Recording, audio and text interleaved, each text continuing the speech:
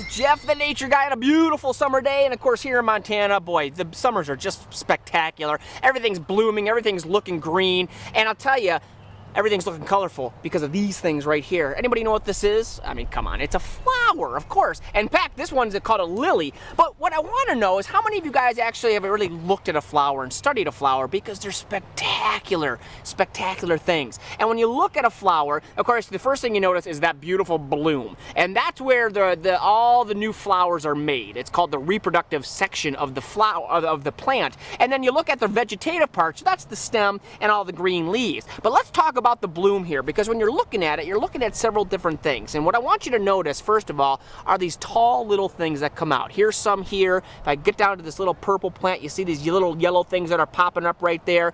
Those are called stamens. And on the end of those stamens, you'll take a real close look at it, and it looks like there's dust on it. And that yellow dust is actually pollen.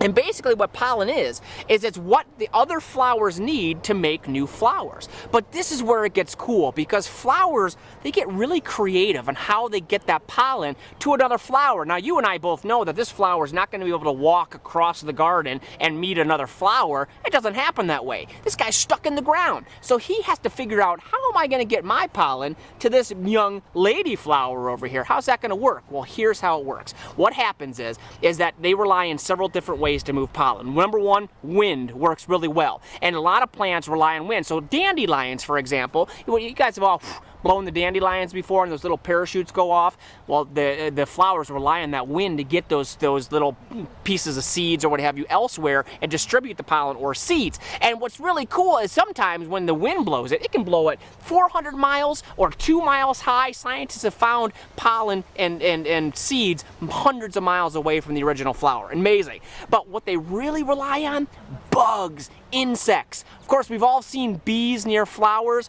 Bees are one of the best pollinators in the world, and that's why if bees were to die out tomorrow and we had no more bees, we'd probably only live as humans maybe another 4 years. That's how important bees are at actually helping to pollinate crops around the world, the vegetables. In fact, we got one coming in here right now. But what happens is when the bee lands on this, they get down there and they try to drink the nectar. And as they do that, this pollen rubs on their body. They then fly to another plant and then drop that pollen onto another flower. And guess what? A lot of you guys have probably moved pollen before too. You come to a flower, you bump up it gets on your clothes. Those little hitchhikers as you walk through the woods, that may happen as well. So they have a really fascinating way to move that back and forth. And then that pollen drops down in here, and believe it or not, the flowers have little tiny eggs inside here. That pollen gets on those eggs and creates seeds and new flowers. It's just remarkable. And here at the zoo, we've got a huge garden. It's beautiful, all these different flowers. So what I want you to do is I want you to either come out here to the zoo or go to the flowers at your house and study them. See if you can find all those little pieces and parts about them, because as I said,